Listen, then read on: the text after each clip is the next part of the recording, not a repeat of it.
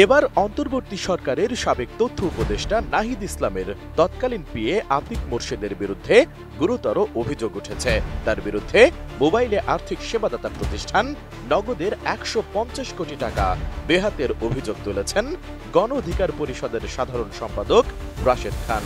৩০ মে নিজের ফেসবুক পেজে এক পোস্টে এমন অভিযোগ করেন তিনি।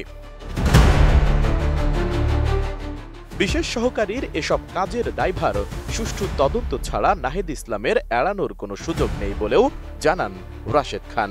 নাহিদ ইসলামের পরামর্শেই আতিক মোর্শেদ এসব কাজে জড়িত কিনা এমন প্রশ্ন তুলে ওই পোস্টে তিনি বলেন, আতিক মোর্শেদের বিরুদ্ধে গুরুতর এসব অভিযোগ আসলেও নাহিদ ইসলাম দায়িত্বে থাকাকালীন সময়ে তার বিরুদ্ধে কোনো ব্যবস্থা গ্রহণ বা মন্ত্রণালয় থেকে তদন্ত কমিটি গঠন করেননি। এক্ষেত্রে প্রশ্ন থেকে যায় নাহিদ ইসলামের পরামর্শেই আতিক মোর্শেদ এসব কাজে জড়িত কিনা।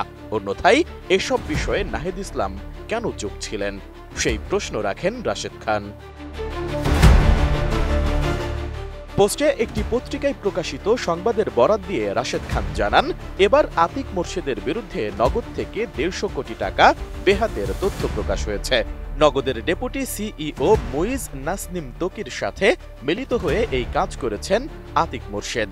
নগদের সীমাহীন লুটপাটের সঙ্গে জড়িত ও মূল হোতাদের একজন প্রতিষ্ঠানটির ডেপুটি সিইওকে গত ১৮ মে রাতে বেইলি রোডের বাসা থেকে আটক করে ঢাকা মহানগর গোয়েন্দা পুলিশ।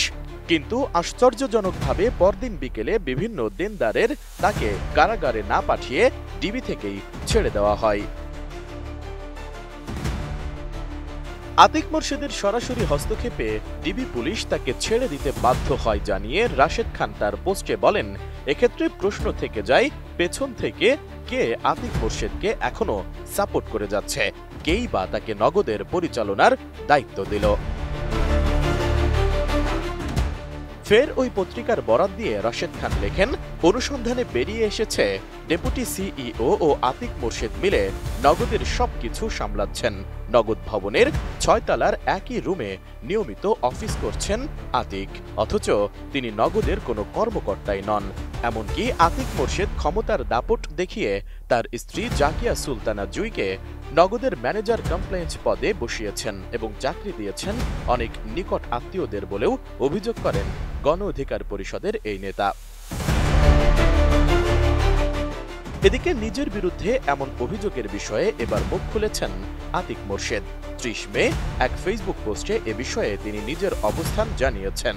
ওই পোস্টে আতিক লেখেন, টাকা সরানোর অভিযোগ পাওয়ার পর ডাক বিভাগ থেকে নগদের কাছে পরিচালনার ব্যয় যাবতীয় বিল সহ ২ মাসের হিসাব জানতে চেয়েছিলাম। সেখানে জানতে পারি সব মিলিয়ে অ্যাকাউন্ট থেকে ওঠানো হয়েছে আনুমানিক ৪৩ কোটি টাকা। এর মধ্যে কোম্পানির পরিচালনা ব্যয়, বেতন ভাতা, ভাড়া, ভেন্ডর বিল সবই রয়েছে। পোস্টে গল্প লেখার আগে একটু পড়াশোনা করা উচিত ছিল বলেও মন্তব্য করেন আতিক মোর্শেদ। এসআই রাজ, ডেস্ক রিপোর্ট, এটিএন নিউজ।